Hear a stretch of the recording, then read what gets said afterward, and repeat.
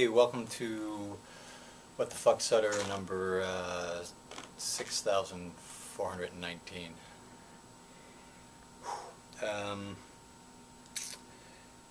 This week's question comes from Ben.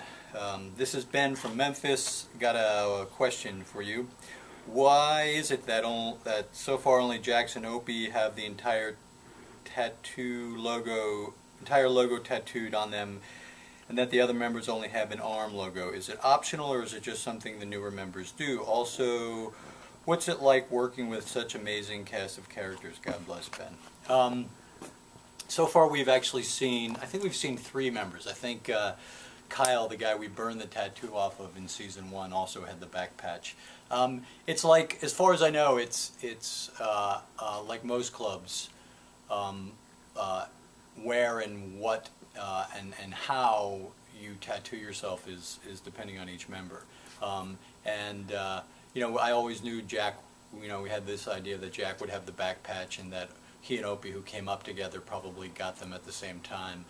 And that after that, it was, you know, it was pretty much about story points and whether we needed them. And to be honest with you, you know, Jax is the guy we see naked the most, for obvious reasons, and so it made sense to put it on Charlie. And really, we didn't establish it as a story point with the other guys, but it's really it is optional, and that's why we played it. Obviously, it made a lot of sense to do it to Kyle, because it was much more gruesome to have to literally get rid of that entire patch off his back rather than just on an arm. And also, those tattoos are labor intensive. Sometimes it requires covering other tattoos and putting those on, and it takes a lot of time and preparation. So try to be a little bit smart about how and where we tattoo these guys, just with a sense of production in mind. As far as your other question, as you would imagine, it's a you know, it's a blast working with these actors, and you know, I'm a lucky guy. One more question. Let's see. Let's pick a lady. This is from hello. Fucking blind. Hello, my name is Sarah Mauk from Charlotte, Michigan. My fiance Curtis and I really love Rush.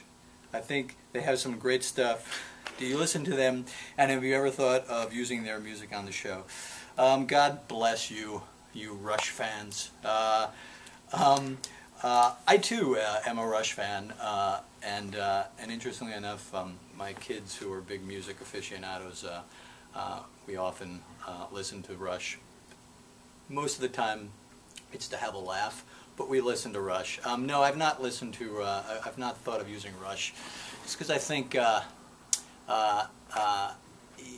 you know, it's almost too iconic for the show, and we use classic rock. And I always think of Rush as sort of being in another genre, even though it's, I guess it's 70s and 80s. But I always sort of think of them as being sort of post that 60s and 70s rock and roll that we tend to cover. But God bless, and I'm glad you're a Rush fan, and you and your fiance Curtis just fucking rock on.